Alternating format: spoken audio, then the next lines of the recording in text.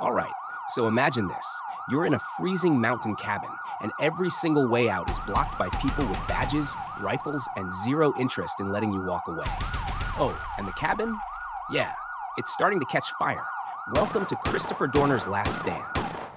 This dude left behind a note with one of the most bone-chilling lines ever.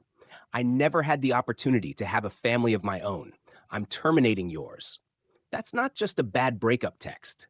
That's a straight-up declaration of war. And he wasn't bluffing. He had a 40-name hit list. Cops, their spouses, their kids, all marked. Which is insane, because this guy wasn't some random outlaw. He was a decorated Navy reservist and an LAPD officer.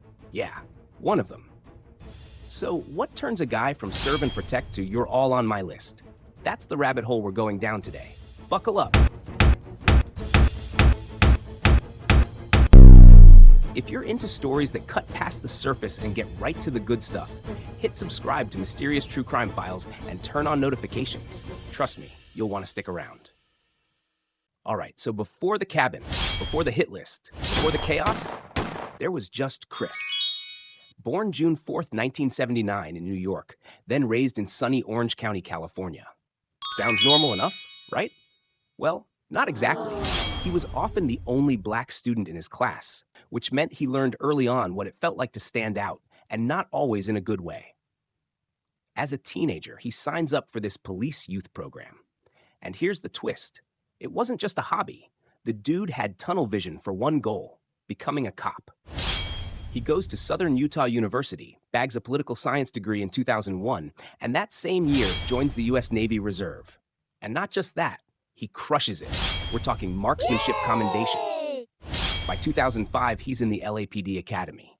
2006, badge in hand. Dream achieved. This was the moment Chris Dorner was supposed to be living his best life. Spoiler alert, it doesn't last. So here's where the dream job starts going straight downhill. It's 2007, and Dorner's still fresh on the force when he reports his training officer, Teresa Evans, for allegedly kicking a mentally ill suspect who was already cuffed. Now, that's a bold move for a rookie, but the LAPD says, yeah, we can't prove that happened. Case closed, at least for them. A year later, 2008, Dorner gets fired. Just like that, he appeals and appeals and appeals again. By 2011, the final appeal's denied. It's over. And here's where the bitterness starts to set in. Dorner claims he's been targeted for speaking out, says it's racism, says it's retaliation, and slowly he starts shutting out the world. His love life? Not great. An ex-girlfriend warns people about his temper. A marriage lasts less than a month. This was not a guy in a happy place. And whether you believe his claims or not, this is the moment that planted the seed for everything that came next. February 1st, 2013, Dorner's officially out of the Navy, honorably discharged as a lieutenant. Sounds like a fresh start, right? Nope. Within 48 hours, everything flips. February 3rd, Monica Kwan and Keith Lawrence are found unalived in their car. Monica? She's the daughter of a former LAPD captain who represented Dorner at his disciplinary hearing. Translation: this was personal. Then a bombshell drops online, Dorner's manifesto. 11,000 words. In it, he declares unconventional and asymmetric warfare on the LAPD. And yeah, he means it literally. He even leaves behind a 40-name hit list, not just cops, their spouses, their kids, all marked. His exact words? I never had the opportunity to have a family of my own. I'm terminating yours. And at this point, Dorner's not hiding. He's basically telling the world, I'm coming for you. This is where the countdown to chaos really begins. By February 6th, Dorner's not just making threats, he's acting on them. That morning, Riverside police officer Michael Crane is unalived in an ambush. Another officer is seriously hurt. And Dorner? He's already gone. This guy is hitting multiple counties: LA, Riverside, San Bernardino. He's playing cat and mouse with every department in the region. And remember that 40-name hit list? Yeah, it's real. Over 40 officers, plus their families, get round-the-clock police protection. Some literally have armed guards outside their homes. The manhunt explodes. This becomes the biggest one in San Bernardino County history. We're talking dozens of agencies, hundreds of officers, helicopters overhead, roadblocks everywhere. And while law enforcement's stretched thin, people are freaking out. Folks are calling in Dorner sightings from all over. Most are false alarms, but each one drains resources and keeps tension sky high. This isn't just a search anymore, it's a full-blown siege, and Dorner's still one step ahead. What would you do if someone in your city targeted not just officers, but their families? Drop your thoughts in the comments. Before we even get to the mountains, things are already tense and messy.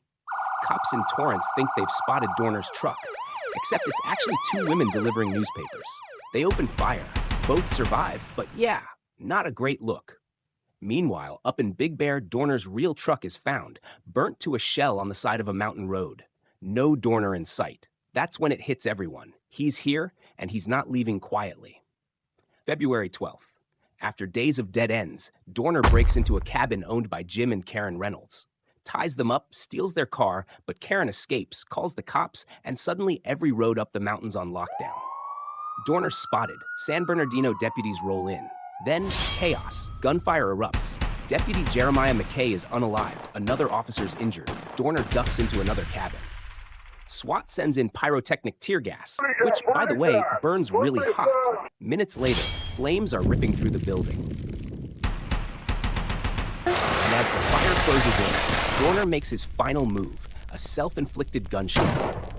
By the time the flames die out, records confirm it's him. They find a fake police badge, a list of officers' names and addresses, and a handcuff key. Just like that, the 9-day storm is over.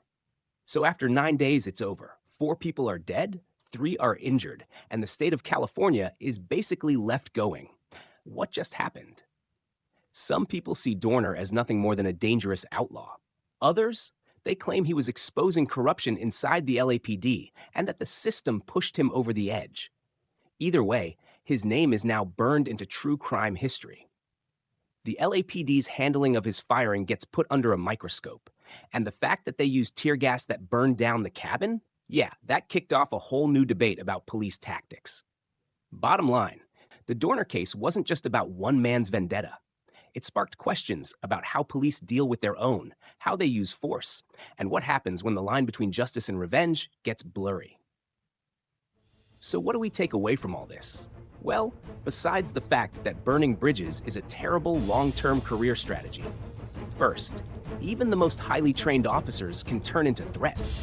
Skills don't vanish just because you take off the uniform. Second, isolating someone and letting bitterness stew? Yeah, that's like shaking a soda bottle and hoping it doesn't explode. Third, if your complaint system inside a police department looks like a black hole where reports go to die, don't be shocked when trust collapses. Fourth, when law enforcement turns on itself, every agency needs to talk to each other. You can't play a game of telephone in a crisis. Fifth, protect families. If a conflict is big enough to spill out of the station, the people at home are the first ones in the crosshairs. And finally, use tactics that don't leave you with ashes and questions. Non-lethal should be the first move, not the one you think of later. Do you think Dorner was purely a dangerous outlaw or a guy who snapped under a broken system? Drop your take in the comments. I read all of them.